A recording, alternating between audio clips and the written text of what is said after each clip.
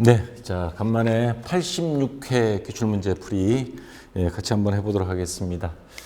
여기 이번에 조금 늦었는데요. 합격률을 좀 기다렸습니다. 이게 확정답안 발표된 이후에 제가 이렇게 보니까 좀 생각보다 난이도가 좀 어려운 것 같아서 합격률이 어떻게 나왔나 해서 나중에 확인을 해보니 아주 우리 수험생들이 굉장히 애를 먹었습니다. 왜냐하면 최근 시험 합격률에 비해서 85회가 역대 가장 높았거든요. 50.37%에서 23.89%. 또 역대 가장 최저에 근접을 해버렸습니다. 이거 난이도 조절이 굉장히 이게 실패한 거예요. 반도 안 되잖아요. 25%가 반인데 이런 식으로 이제 출제를 했다는 거는 지금 출제위원들 구성이 굉장히 뭔가 잘못 이루어진 것 같아요. 어쨌거나 이번 87회는 최소한 평균 합격률, 최근 제가 5년치 30회분을 한번 평균을 내봤습니다. 30.55% 나옵니다. 평균이.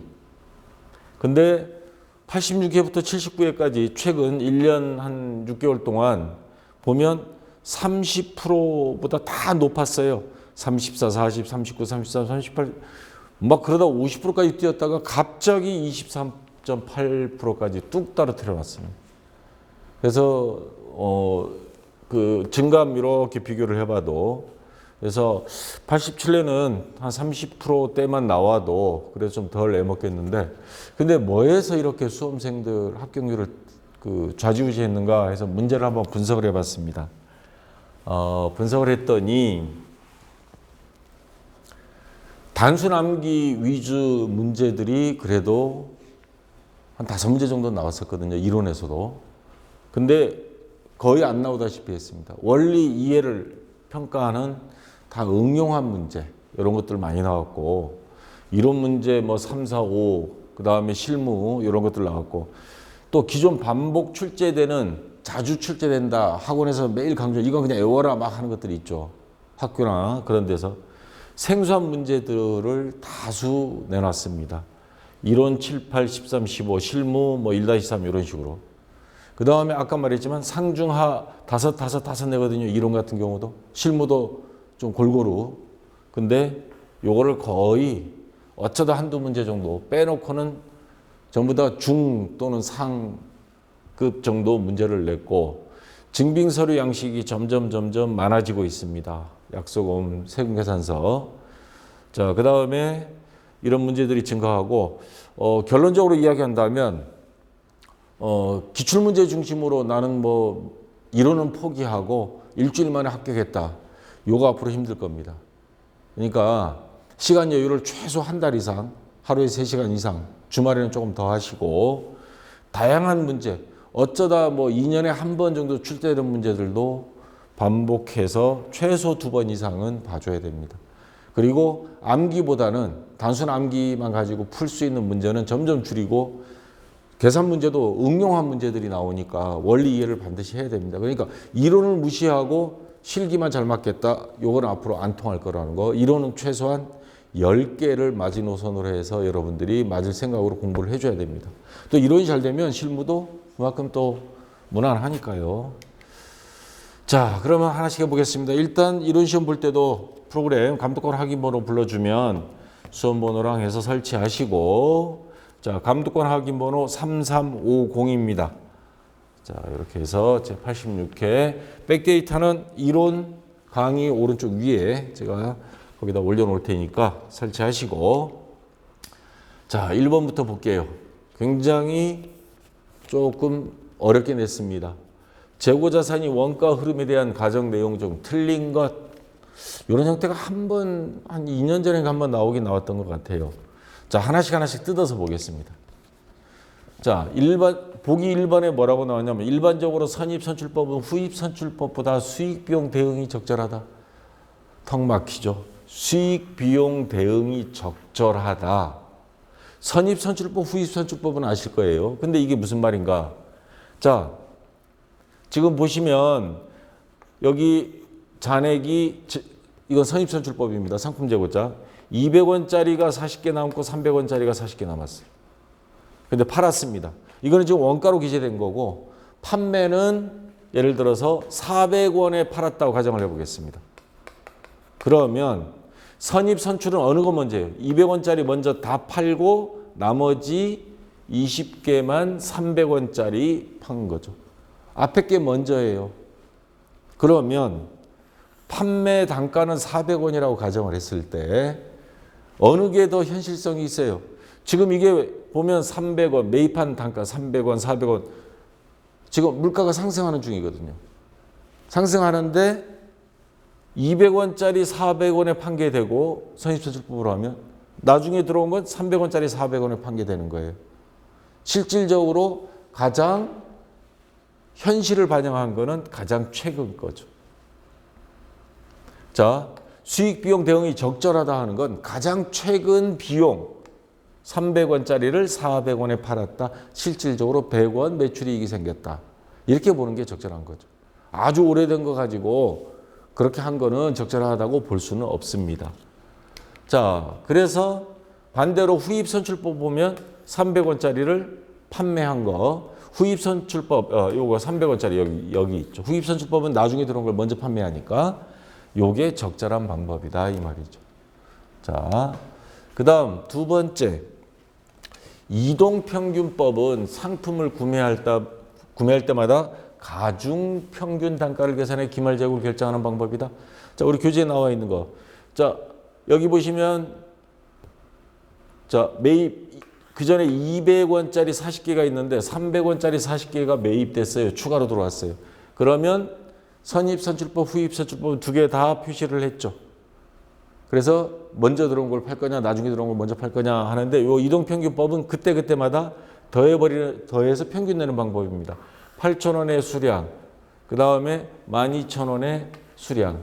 그래서 자, 8,000원, 12,000원 더하고 수량 40개, 40개, 요 40개, 요 40개. 그 전에 남은 거와 새로 들어온 거 해서 평균을 내서 250원으로 평균 단가로 적는 방법. 이게 이동평균법입니다. 자, 이동평균법은 상품을 구매할 때마다 가중 평균 단가, 평균을 구해가지고 두 개 더해서 가중, 더해서 평균 단가를 내는 방법. 맞는 말이고요. 그 다음에 후입선출법은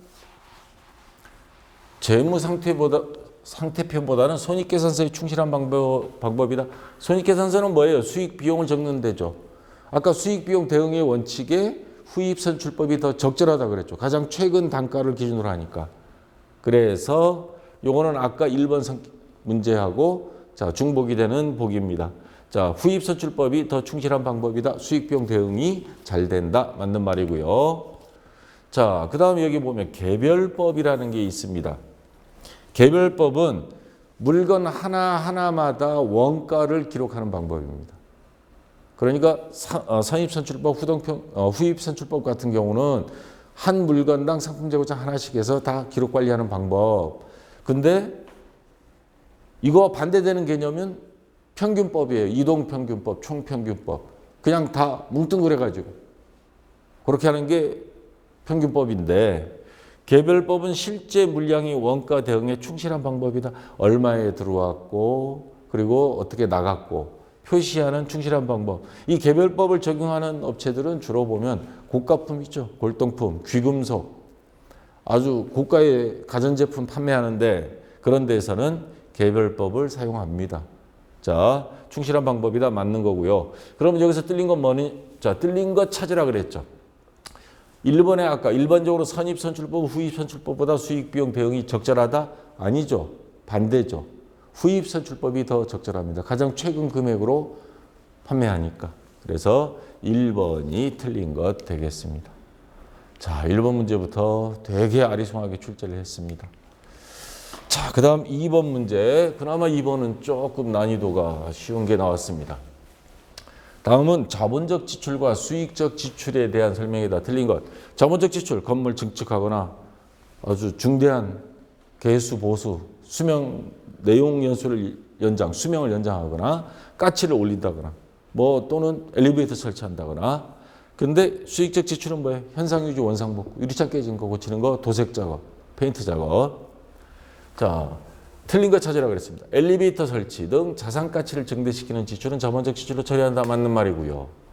증축, 이렇게 증축, 개축 등 자산이 내용연수, 수명을 연장시키는 지출, 자본적 지출로 처리한다. 맞고요. 파손된 유리교체, 요거죠. 자산이 원상복구를 위한 지출은 수익적 지출, 비용으로 한다. 맞는 말이죠. 요거는 자산 증가, 요거는 비용. 건물이 도색 등 자산이 현상 유지를 위한 지출은 잘못됐죠? 수익적 지출, 수선비로 처리한다가 맞습니다. 그래서 4번이 틀린 거 정답. 자, 쉬운 문제도 하나 있었습니다. 자, 3번. 자, 수험생들이 보기도 싫은 단어 사채. 자, 요거 사채 교재에 나와 있는 이론 교재 112페이지에 나와 있는 요거 참고로 설명을 다시 한번 드리겠습니다. 사채의 발행가액은 사채의 미래 현금 흐름을 발행 당시 해당 사채의 시장 이자율, 유효 이자율로 할인한 가치인 현재 가치로 결정된다. 자, 사채의 장부금액 95만 1,964만. 근데 나중에 우리가 돌려줘야 될 액면 금액은 100만 원이에요. 100만 원짜리를 싸게 95만 1,963원에 할인 발행했습니다. 안 그러면 아무도 안 사니까. 자금은 조달해야 되겠고. 채권 주고 돈 투자하세요 하는 거예요. 자, 그리고 이거 그럼 사람들은 95만 1,963원에 샀다가 나중에 3년 후에는 100만 원으로 찾아가요. 그럼 얼마 이익 보는 거예요? 요 100만 원에서 95만 1,963원을 빼면 48,037원이 할인 발행됐고요. 요거 이익 보고 거기다가 표시이자 액면 금액의 10% 매년 이자 드리겠습니다. 해서 이게 3년이에요. 매년 10만 원씩. 그럼 받는 사람은 30만 원에 34만 8,037원을 3년 후에 3년 동안 챙기는 겁니다. 이자를. 근데 발행한 입장에서는 요거 할인 발행한 거 비용 나가는 거예요. 48,000원. 그러면 요거를 이자 준 것만 이렇게 적어놨다가 나중에 3년 후에 갑자기 사채 만기가 돼서 돌려주게 되면 100만 원이 툭 나가면 장부가 안 맞아요. 그럼 요 48,000원 어딘가 표시를 해야 됩니다. 그래서 요거를 이 차이 금액 48,000원을 이자율로 계산을 했더니 2%가 더 나오더라. 그래서 유효이자율 12%. 자, 이 유효이자율을 가지고 자, 사채 장부금액 요 95만 1,963원에 곱하기 0.12 하면 요 돈이 나옵니다. 그럼 요 금액 차이 얼마예요? 14,236원. 그리고 장부금액 다시 요거를 더하면 96만 6,199원 나오거든요. 여기에 다시 곱하기 0.12 하면 요 돈 나오고 요 돈 나오고 해서 그때. 그러면 요 3년 동안 사채 할인 발행 차금을 상각 처리하고 그만큼 이자 비용으로 갖다 붙입니다. 그러면 요 30만 원 외에 이자가 48,000원 더 나갔다. 그리고 나중에 3년 후에 사채 돈으로 돌려주면 장부가 딱 맞아 떨어집니다. 자, 이건 할인 발행했을 때입니다. 그리고 여러분들이 주의 있게 봐야 될 것. 사채 할인 발행 차금 상각 금액이 많아지나 적어지나 잘 보세요. 14,236원, 15,944원, 17,857원. 점점 어떻게? 많아진다. 그러면 할증 발행했다. 우리가 비싸게 팔았다. 그럴 일은 없겠지만 비싸게 팔았다. 그러면 그때는 반대로 적어집니다. 요거 두 개 분명히 기억해 두세요. 가장 일반적인 건 할인 발행입니다. 할인 발행, 사채 할인 발행 차금 상각은 매년 증가한다. 요게 시험에 단골로 나옵니다.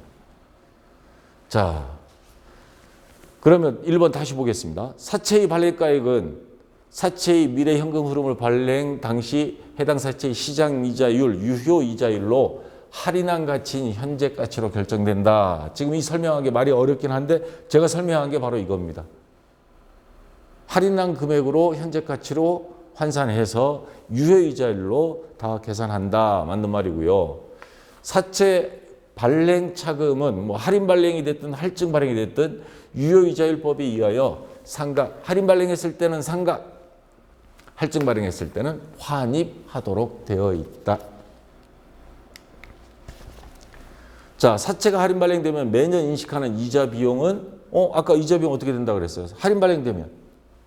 사채 할인 발행 차금 상각. 물론 할증일 때는 환입이 아까 된다 그랬죠. 제가 아까 상각이라 이야기했는지 모르겠는데 환입이 되는데, 자, 할인 발행됐을 때는 이거에다가 이자 14,236원 더 요걸로 실질적으로 장부상엔 적습니다. 돈은 요것만 나가긴 하는데 장부에는 요 금액을 이자 비용에 다 포함시켜서 적습니다.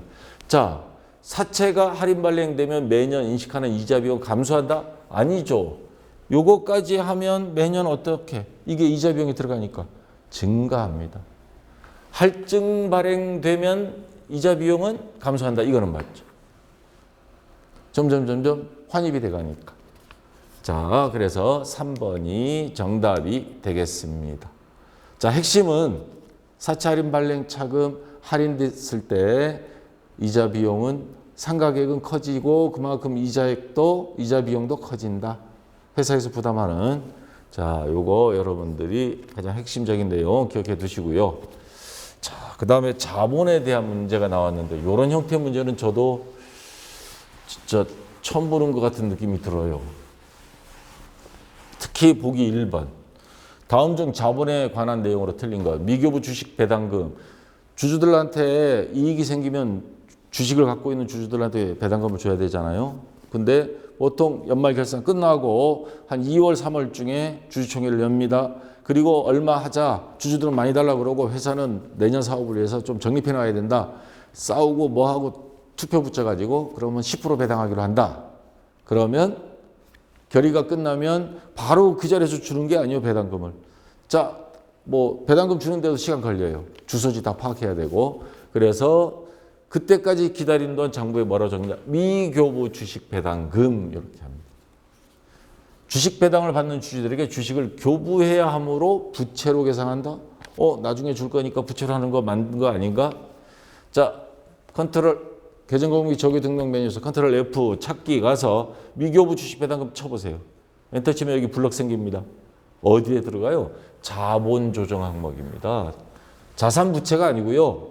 자본 조정 해서 자, 요거는 자본 조정 항목으로 들어가는 자본 항목이다라는 거, 부채로 해야 된다는 거 뜰린 겁니다. 자, 그다음 2번. 자본잉여금. 자본잉여금 여기 보시면 주식 발행 초과금, 감자 차익, 주식과 관련해서 회사에서 이득 본 걸 말하는 거예요. 자, 증자나 증자, 감자, 주주와의 거래에서 발생하여 자본을 증가시키는 잉여금이다. 맞죠? 이 잉여금은 물건 팔아서 이익 생긴, 당기순이익이 늘어나 생긴 거고, 이건 주식 관련해서. 그 다음에 자, 보기 4번을 먼저 하겠습니다. 자기 주식은 여기 보면 자본 조정에 자기 주식이 있습니다. 자본에서 차감되는 항목이며 자기 주식 처분 이익은 자본에 가산되는 항목이다. 자기 주식이라고 하는 거는 회사에서 여윳돈이 있어요. 요즘 정기예금 금리가 낮으니까 여윳돈을 그냥 두는 것보다는 어딘가 활용을 해서 좀 돈을 붙게 만들어야죠. 그러니까 자기 회사 주식을 살 경우가 있어요. 그런 경우에 그거는 그 회사의 자본금이다? 할 수 없죠. 자기 돈 가지고 자기 물건을 자기가 사는 격이 되는 거잖아요. 그래서 이거는 인정이 안 됩니다. 자본, 만약에 주식은 나갔으니까 자본금 증가가 됐겠는데 그거 자본 조정 항목 안에 차감하는 항목으로 넣어둡니다. 그래서 자기 주식을 쓰면 자본금에 처음에는 증가했다가 나중에 차감해서 퉁쳐버립니다. 자, 차감 항목이고요. 자기 주식 처분이익, 자본잉여금 항목입니다. 자본에 가산되는 거. 자본에 가산되는 항목이죠. 자본잉여금은. 자, 그 다음 3번. 주식 할인 발행 차금은 주식 발행 초과금 범위 내에서 상계 처리한다. 이게 무슨 말이냐면 주식을 싸게 팔았어요. 그러면 손해본 거죠. 할인 발행 차금인데 근데 주식 발행 초과금이 그 전에 있어요. 비싸게 판 때도 있어요. 그러면 요거는 주식 발행과 관련된 두 가지가 동시에 생긴 거니까 퉁쳐서 남는 것만 기록해야 됩니다. 자, 상계 처리한다가 맞습니다. 자, 그러면 틀린 건 뭐냐? 요거 부채가 아니고 자본 항목으로 계산한다. 1번이 틀린 겁니다. 그래서 1번이 정답이 되고요. 굉장히 수험생들이 헷갈리는 문제입니다. 자, 그 다음 5번 문제. 자, 요것도 또 만만치 않죠. 회계 추정이 변경에 대한 설명, 뭐 회계 정책이 변경, 뭐 회계 추정이 변경 이런 것들이 나오는데 아직도 개념 정리가 안 되신 분들 다시 한번 제가 이론 교재에 있는 내용 간단하게 좀 이야기하겠습니다. 자세한 거는 앞에 이론 강의 가서 보시고 회계 정책 변경, 회계 추정 변경, 회계 정책 변경이다 하는 거는 한 10년 전인가요? 한국 채택 국제 회계 기준 KIFRS라는 게 있습니다. 이제 우리나라도 다국적 기업들이 많잖아요. 외국 기업도 우리나라에 들어가고 우리도 외국에 나가죠. 삼성 같은 데들, LG. 근데 기업 회계 기준이 나라마다 다 달라요. 그러면 다국적 기업이 우리나라 와서 우리나라 기업 회계 기준에 맞춰라 못하는 거죠. 그래서 어떻게 하느냐. 요거를 통일을 시키는데 100% 똑같게 만들 수는 없지만 중요한 항목들은 통일을 시키자 해서 한국이 채택한 국제회계 기준을 만든 겁니다. 그걸 만들다 보니까 회계 정책이 많이 바뀌었습니다. 중대한 변경, 사유가 생긴 게 회계 정책 변경이고요. 회계 추정의 변경은 회사 내부에서 소소한 것들, 그러한 것들 바꾸는 겁니다. 그래서 회계 정책 변경은 몇 년 전 재무제표까지 다 소급을 해서 고쳐줘야 되고 소급법을 쓰고요. 요거는 앞으로 지금부터 전진법을 씁니다. 자, 소소한 것들 대손 추정 1%에서 2% 한다. 감가상각 정액법을 정률법으로 한다. 뭐 이런 것들 내용연수, 감가상각 이런 거 고치는 게 추정이 변경입니다. 자, 보면 여기 소급법 회계 정책 변경은 소급해서 몇 년 전 거부터 고쳐서 장부를 작성한다. 전진법은 앞으로부터 누적 효과 계산하지 않고 지금부터 고치는 방법. 이게 전진법이고요. 그 다음 하다 보면 이게 회계 정책 변경인지 회계 추정이 변경인지 애매할 때가 있습니다. 그럴 때는 회계 추정 변경으로 변경으로 본다. 이게 원칙입니다. 요게 시험에 또 종종 나오고 있습니다. 자, 요 밑에 거는 이번 시험하고 상관없는데 회계 정책의 변경, 회계 추정의 변경이 동시에 이루어지는 경우는 회계 정책 변경에 의한 거를 먼저 계산한다. 동시에 계산할 때 이거는 구분하기 어려울 때는 회계 추정 변경 전진법으로 본다. 자, 이 정도 기억해 두시고 다시 문제로 가겠습니다. 회계 추정의 변경 효과는 변경 전에 사용하였던 손익계산 항목과 동일한 항목으로 한다. 자, 중대한 변경이 아닌 지금부터 하는 거는 현재 사용하고 있는 그 항목과 동일한 회계 추정. 근데 회계 정책이 변경을 한다. 요게 틀린 거죠. 4번이 정답이 되겠습니다. 자, 요거 다시 한번 기억해 두시고요. 자, 그 어려운 재무회계 끝났습니다. 5문제 중에 한 문제 빼고는 만만한 문제가 하나도 없었어요. 자, 이제 원가회계 들어가겠습니다. 원가 구성 요소의 분류상 해당 항목에 포함되는 내용 중 틀리고. 이건 어려운 건 아닌데 문제를 이해를 못하게끔 막 비비고 놨어요. 자, 기본 원가, 가공비, 제조 원가 이렇게 분류를 해놓은 해당 항목에 포함되는 내용 중 틀린 것 찾아내라 하는 겁니다. 기본 원가 하면 뭐예요? 직접 재료비와 직접 농업비. 자, 우리 제조 원가, 물건을 만드는 데 들어가는 원가 중에 가장 비중이 큰 것 2개. 재료비, 직접 재료비, 인건비, 최저임금 올라서 힘들겠다. 주 50시간에 뭐 어쩌고저쩌고. 이것 2개 핵심이죠. 그 다음 경비나 제조간접비 이런 것들이 있습니다. 그 다음에 가공비다 하는 건 재료를 뺀 나머지 전부 다 가공비로 보는 겁니다. 그러면 여기서 우리가 기억해야 될 건 직접 농업비는 기본 원가에도 들어가고 가공비에도 들어가는 거죠. 여기 교재에 있는 거죠. 자, 보겠습니다. 직접 농업비 기본 원가 맞죠? 직접 재료비 직접 농업비요. 여기 다 맞아요. 이상 없습니다. 요거부터 볼까요? 제조 원가, 재료비, 농업비, 경비, 제조간접비, 재료비, 농업비, 간접 농업비. 이거 제조 원가 다 맞아요. 자, 여기서 찾아야 됩니다. 그러면 제조간접비, 가공비에 해당되죠. 가공비 맞아요. 간접 재료비, 제조간접비에 들어가죠. 직접 재료비는 뭐예요? 가공비가 아니고 기본 원가에 들어가죠.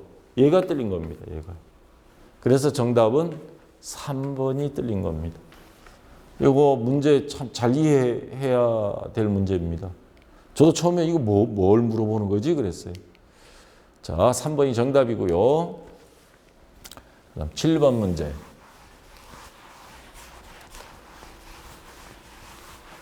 자, 이거는 뭐 비비꼰 문제는 아닌데 계산을 좀 많이 해야 되는 문제입니다. 다음 자료를 이용하여 단기말 제품 재고액을 기말 제품 재고액을 구하라 하는 문제입니다. 자, 여기 다 나왔는데 조금 비비꼬아 놓은 게 요 하나 비비꼬아 놨는데, 자, 요거는 T자 계정 그려서 하는 게 제일 빨라요. 자, 요거 제가 교재 241페이지에 있는 그거 가지고 구해보겠습니다. 제공품 계정에 전월 월초 제공품, 재료비, 노무비, 경비, 제조간접비에 월말 제공품 빼면 당월 제품, 완성품 제조원가가 나오죠. 그 다음에 제품 계정에 보면 월초 제품 재고액에 이번에 완성된 거 여기로 오죠. 그 다음에 월말 제품 재고액 빼면 매출원가가 나옵니다. 자, 요 공식, 요거 정도는 여러분들이 머릿속에 기억을 해 두셔야 됩니다. 하나씩 볼게요. 우선 단기말 제공품, 월말 제공품은 전기와 비교하여 45,000원 증가했다. 그러면 전기말은 얼마인지 없어요. 그러면 월초 제공품은 그냥 제로로 봐요. 그러면 얘는 45,000원 증가했다 그랬으니까 차원리 월액은 45,000원 되겠죠. 월말 제공품은. 그냥 이렇게 가정해도 됩니다. 전기말 제품 재고는 62만 원이었다. 전기말이에요. 그러면 올 초에 넘은 월초 제품 재고액이 되는 거죠.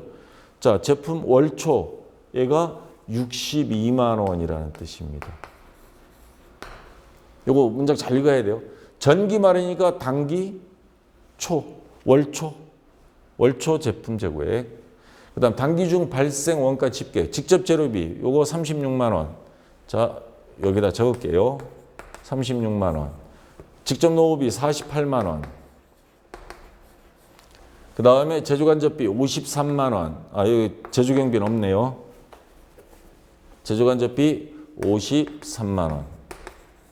자, 이거 다 더하면 얼마가 나와요? 137만 원. 차변 대변은 같아야 되고 137만 원. 자, 요거 45,000원 빼요. 빼면 얼마가 132만 5천원. 요거는 요쪽으로 오죠. 132만 5천원. 자, 두 개 더하면 합계 금액 194만 5천원. 차변 대변 같아야 되니까 194만 5천원에서 매출원가가 있어야죠. 단기 순이익계산상 매출원가는 135만 원이다. 135만 원. 그러면 194만 5천에서 135만 원 빼면 나머지가 자, 월말 제품 재고액이죠. 얼마냐면 59만 5천 원. 자, 이렇게 계산하는 게 제일 빠릅니다. 정확하고요. 자, 그래서 문제로 가서 59만 5천 원. 예, 여기 있네요. 2번. 2번이 정답이 되겠습니다. 자, 시간이 좀 걸리는 문제였고요.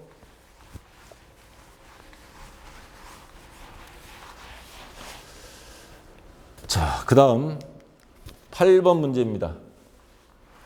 자, 보조부문비 배부표가 나왔습니다. 요거 배부하는 문제는 지금까지 나온 적이 없는데, 자, 우리 직접배우법, 단계배우법, 상호배우법, 그걸 실제 문제 풀어라 하는 문제입니다. 시간 오래 걸렸을 겁니다, 이거. 다음 자료를 이용하여 제조부문 A에 배분해야 하는 보조부문 총변동 원가.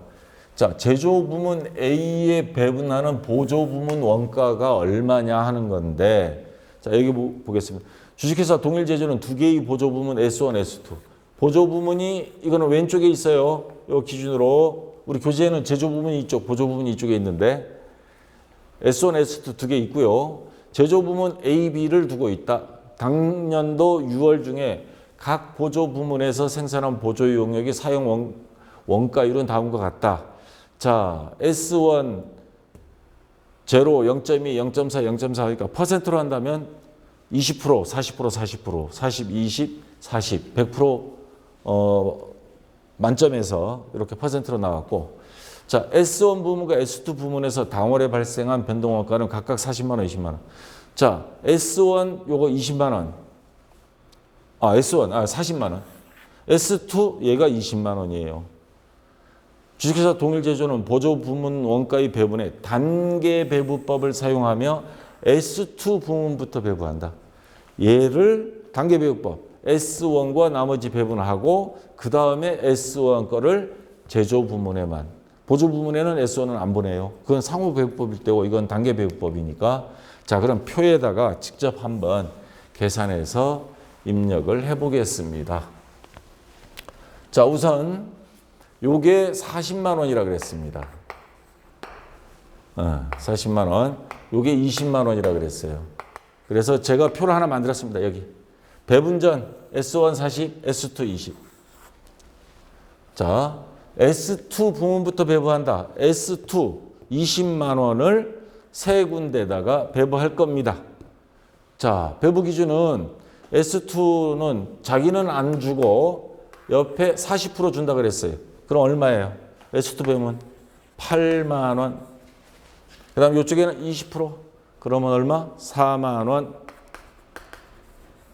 그 다음에 40% 8만 원. 자, S2 요 20만 원, S2 부문의 배부. 자, 각각 다른 S1과 제조 부문의 배부 여기다가 이렇게 표시를 했고요. 그 다음에 단계 배부법이에요. 그러면 얘는 끝났어요.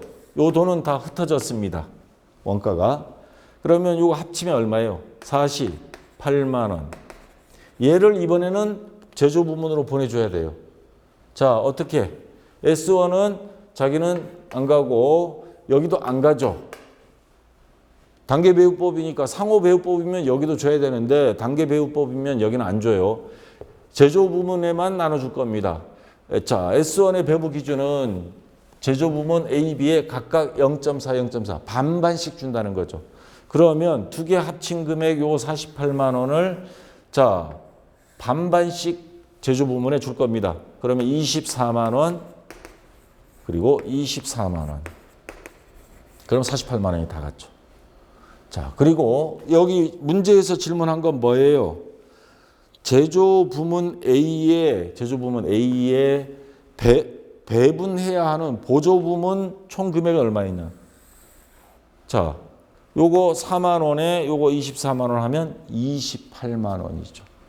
자, 그래서 정답은 요 밑에 28만 원짜리가 있죠. 4번. 요게 정답이 되겠습니다. 예, 4번이 정답이고요. 시간이 조금 걸리는 문제네요. 자, 그 다음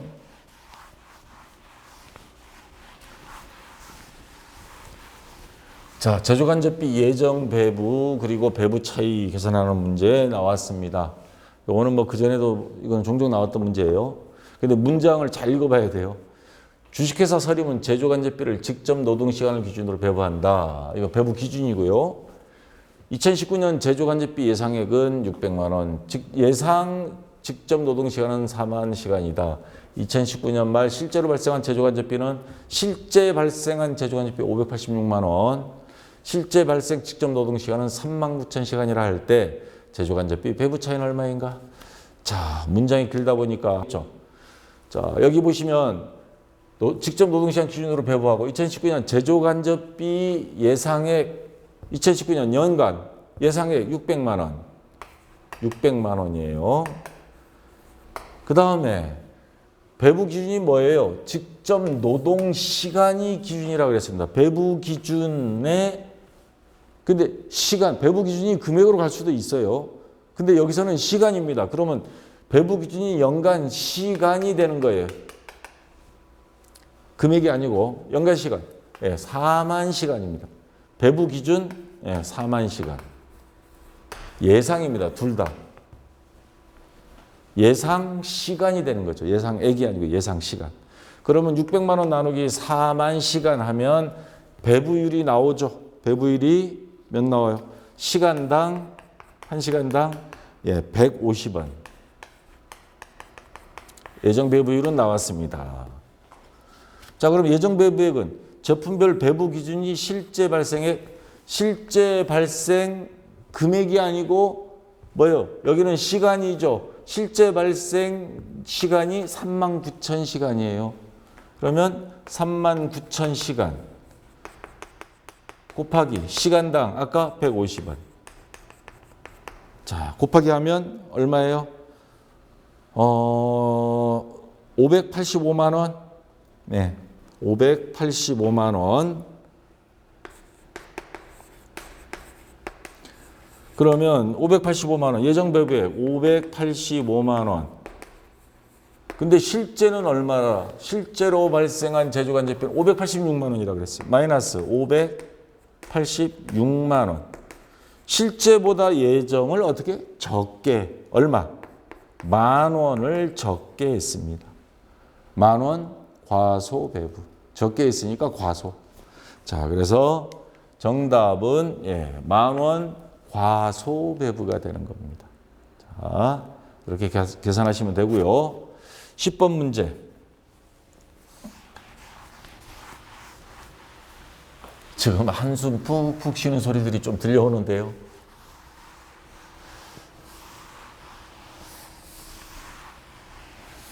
자, 월말 저금 환산량 계산하는 문제 나왔는데 완성품이 2,000개예요.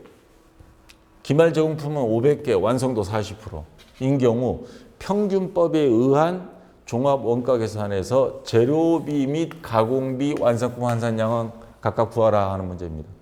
재료는 공정 50% 시점에 전량 투입되고 가공비는 전 공정에 균일하게 투입한다. 자, 이 공식이 뭐예요? 완성품 환산량은 완성품 수량 플러스 월말 제공품 환산량, 월말 제공품 수량 곱하기 완성도. 이걸 곱해줍니다. 그러면 재료비, 가공비 따로따로 구하라 그랬어요.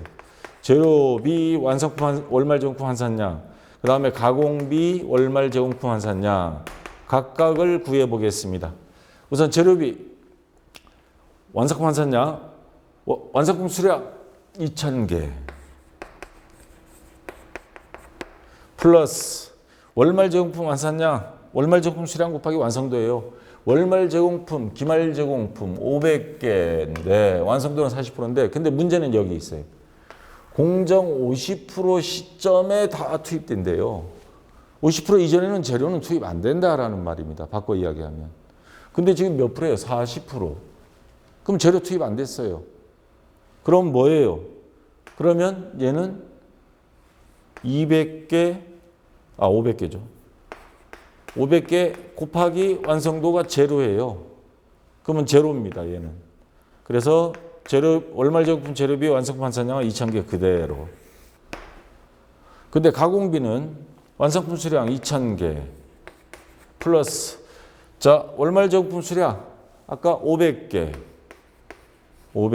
곱하기, 이거는 전 공정에 균일하게 투입된다 그랬으니까 40%, 완성도 40%, 0.4를 곱해주면 됩니다. 그러면 몇 개예요? 200개죠, 요거. 두 개 더 하면 2,200개. 자, 그래서 재료비는 2,000개, 가공비는 2,200개. 1번이 정답이 되겠습니다. 자, 됐고요. 자, 원가 회계도 끝났습니다. 원가 회계도 이번에는 굉장히 비비 꼬아놨어요. 자, 다음 중 부가가치세법상 과세 대상인 재화의 공급으로 보는 것, 세금, 부가세를 납부해라, 매출액으로 본다. 자, 보는 것 찾아라는 겁니다. 자, 요거 하나씩 뜯어서 볼게요. 공장 건물 기계장치가 국세징수법에 따라 공매 처리, 차업 들어와가지고 공매 처리돼 버린 거예요. 자,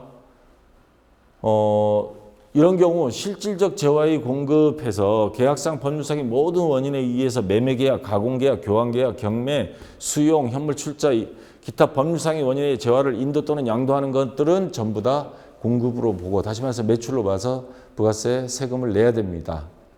다만 국세징수법에 따라 공매, 민사소송에 따라서 경매, 이렇게 재화를 인도하거나 양도하는 것은 이거는 어떻게 보면 망한 거잖아요.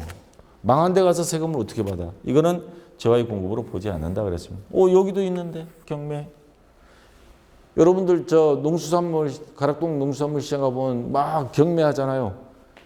얼마에서 막 써가지고 내놓고 그건 정상적인 그 매매예요. 경매.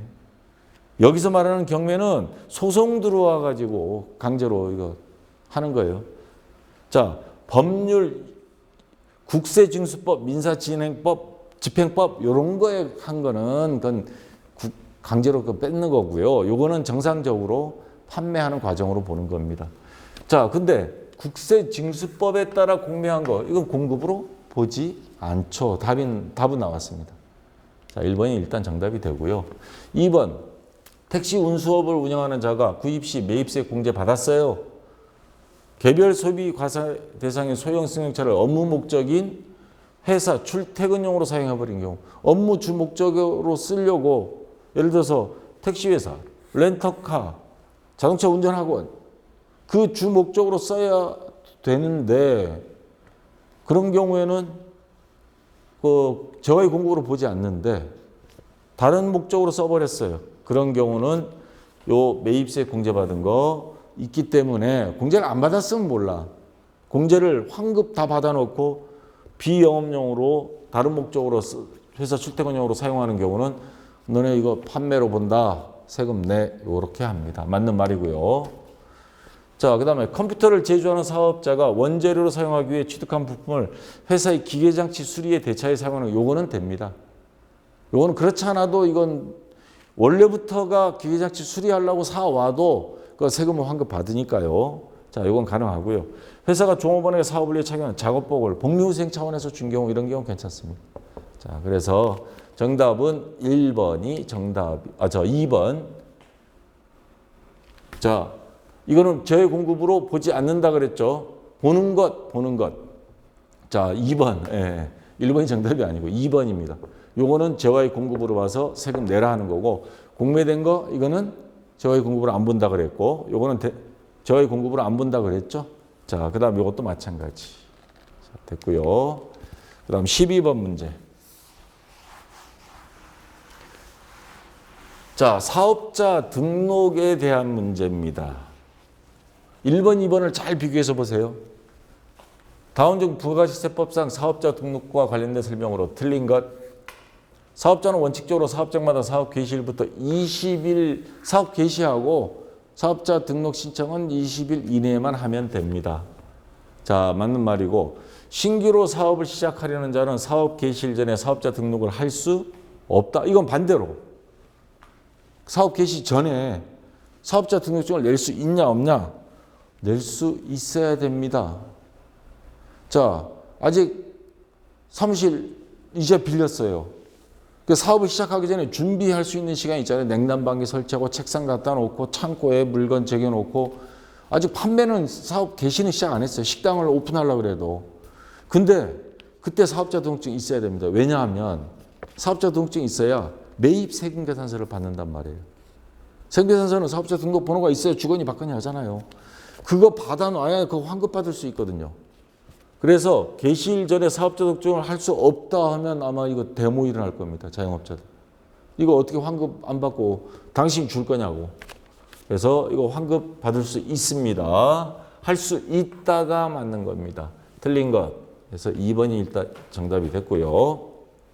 사업장이 둘 이상인 사업자는 사업자 단위로 해당 사업자의 본점 또는 주사무소 관할 세무서장에 등록 신청할 수 있다. 여러 개 다 할 수 있다 그랬죠.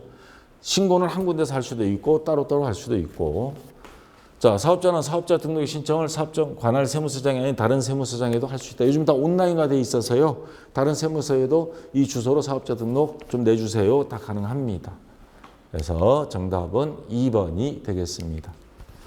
자, 그 다음에 13번 문제. 컴퓨터를 제조하여 판매하는 주식회사 백두산이 다음 자료를 이용하여 부가가치세법상 납부세율 계산하면 얼마인가? 자, 매출처별 세금계산서 합계표 매출액 공급가액 1,000만 원이에요. 부가세 0.1 그러면 매출세액은 얼마예요? 100만 원이죠. 요거 세금 다 내야 되느냐? 매출세액. 자, 매입세액 있으면 빼고 나머지만.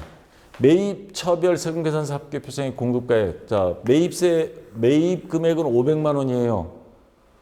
자, 그러면 10%는 50만 원이죠. 50만 원 돌려받으면 세금 요거 50만 원만 내도 되는데 여기 하나 눈여겨봐야 될 게 있습니다.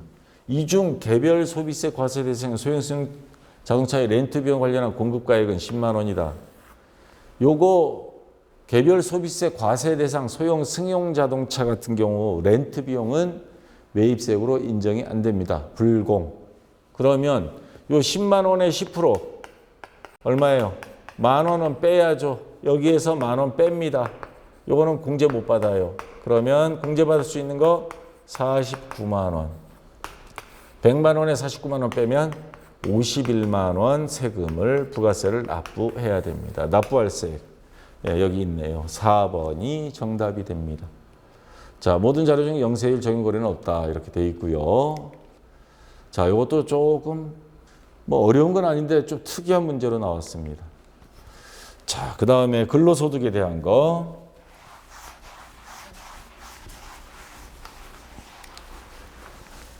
자, 다음 중 과세되는 근로소득으로 보지 않는 것.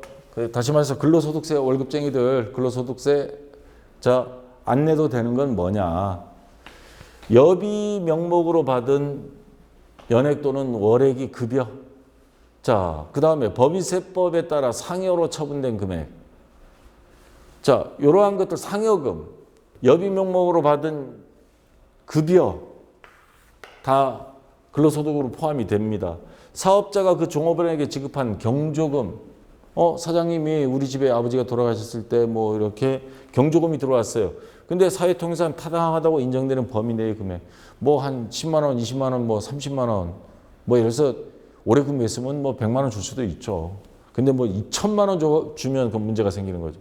이런 경우는 소득세, 경조금 받은 것도 세금 내라 그러면 그건 말이 안 되죠. 그건 싸움 나죠. 이건 근로소득으로 보지 않습니다. 임원 사용이 주택. 왜 사내 근로자들 보면 주택을 해주는 경우 있잖아요. 사택. 근데 그거 공짜로 살게 해준다. 그러면 은행이자 계산해서 그거 근로소득세 내야 됩니다. 임원 사용인이 주택에 부수된 토지 포함 구입, 임차에 소유되는 자금을 절이 아주 싸게라든가 또는 무상으로 대여받음으로써 얻는 이익. 이 정도면 주변에 월세 얼마 낸다. 그만큼 근로소득으로 계산해서 세금 내야 됩니다. 그래도 받는 게 낫죠. 세금 조금 내고 공짜로 사는 게 낫죠. 그러면 주식회사 법인 대표이사가 나도 회사 돈으로 공짜로 살래. 우리 도지사들 관사에 사는 게 막 문제되는 경우 있잖아요. 자기 집은 원래 아파트는 빌려주고 월세 받고 관사에 가서 딱 사는 경우 있죠. 자, 그게 법이 어떻게 되는지 모르겠지만 법인인 경우에 사장님은 관사에 살면 걸립니다. 인정 안 해줍니다. 단 주주 임원들 같은 경우는 소액 주주 전체 주식의 1%만 소유한 사람은 괜찮아요. 1% 이내. 근데 1% 이상 소액 주주가 아닌 경우는 임원도 안 됩니다. 자, 근데 여기서 말하는 임원이라는 건 주주는 아니고 뭐 전무이사, 상무이사 있을 수는 있죠. 자, 그런 경우는 가능합니다. 자, 그래서 정답은 3번이 정답이 되겠습니다. 자, 마지막 15번 문제. 다음 중 소득세법상 원천징수라는 건 뭐예요? 월급 줄 때 근로소득세 일정 비율에 따라서 미리 빼고 일괄 모았다가 세무서에 납부하는 겁니다. 그래서 원천징수 이행사항 신고서를 제출하죠. 원천징수 의무자는 원칙적으로 원천징수 대상 소득을 지급하는 자이다. 여러분들이 회계 담당자라고 하면 여러분이 해야 됩니다. 자, 급여 담당하는 직원이 해야 돼요. 자, 이거 맞는 말이고요. 모든 이자 소득이 원천징수세율은 14%이다. 이자 소득이요? 이거 여러 가지입니다. 이자 소득 중에서도 비영업대금, 예를 들어서 사채 이자 같은 거, 이런 거는 원천징수가 25%예요. 그 다음 또 보면 비실명 이자, 이름이 거론되지 않은 그런 이자 소득 같은 거 있을 경우에는 30%에서 90%까지 갑니다. 그래서 딱 14%다 하는 거는 요건 틀린 겁니다. 그래서 얘가 일단 정답이 되고요. 신고 기한 내에 원천징수 이행사항 신고서를 못했다. 그러면 신고 불성실 가산세를 낸다. 신고 불성실 가산세 내지 않습니다. 납부 불성실 가산세는 낼 수 있습니다. 신고 불성실 가산세라는 게 자체가 없어요. 그러니까 없다가 맞아요. 원천징수 이행사항 신고서 안 했을 경우에. 원천징수세액은 원천징수 의무자가 납부한다. 이거는 의무자. 걷어들인 거, 급여 담당자가 걷어들인 거, 요거를 어떻게? 국세청에 납부하는 거죠. 부담은 누가 하냐? 급여 월급 받는 사람들이 원천징수 당하는 거고요. 자, 그래서 2번이 정답이 되겠습니다. 아주 어려운 요 86회 요거 보면서 아마 답답하실 텐데 또 87회 상당히 두근거릴 텐데 어떻게 나올지. 그래서 원래 연말 마지막 1년 다 되고 해서 이번 마지막 시험 87회 시험을 제가 개인적으로 합격 기원 이벤트를 부활시켰습니다. 그래서 대략 한 135명 정도한테 요 작은 거는 이디야 커피 그거부터 시작해서 그 다음에 CU 이용권 5,000원, 그 다음에 문화상품권 10,000원짜리 5명 해서 요거 어떻게 하냐면 박쌤 전산회계 교재 요거 구입하신 분들은 그 도수파 한솔에서 조회가 된다 그러더라고요. 합격 수기 올리신 분. 근데 합격 수기도 보면 정성스럽게 뭐 공부 뭐 이렇게 해서 많은 도움이 됐다 뭐 이런 것들이 있죠. 어떻게 공부했다. 다른 수험생들한테 앞으로 후배들한테 설명을 잘 해주신 합격 수기들을 뽑아서 1등 5명. 그래서 5만 원 나가고요. 모바일 상품권 요거 10명에서 5만 원 나가고 그 다음에 이디야 커피 요거 100명. 그 다음에 69점으로 해서 1점 차로 떨어지신 분들 꼭 마음 안타깝게 하시는 분들이 있는데 요거는 합격 수기는 없고 그 69점 맞았다는 점수 그것만 인증샷해서 요거는 별도로 올려주세요. 그 메일로 보내주시면 됩니다. 자, 거기 공지사항에 있으니까 요거 해서 나눠드리도록 하겠습니다. 그리고 여기 보시면 요 동영상 밑에 유튜브 있을 겁니다. 데스크탑에서 보시는 분들 요거 여기 가셔서 지금 현재 구독이 3만 명 넘었습니다. 요거 저도 한 10만 명 한번 채워서 빅 이벤트를 한번 해볼 생각이거든요. 그래서 여러분들 강의 들어보고 좋으시면 구독 그리고 좋아요 한번 부탁드리겠습니다. 자, 수고하셨고요. 좀 쉬었다가 이어서 실무시험 들어가도록 하겠습니다. 자, 수고했습니다.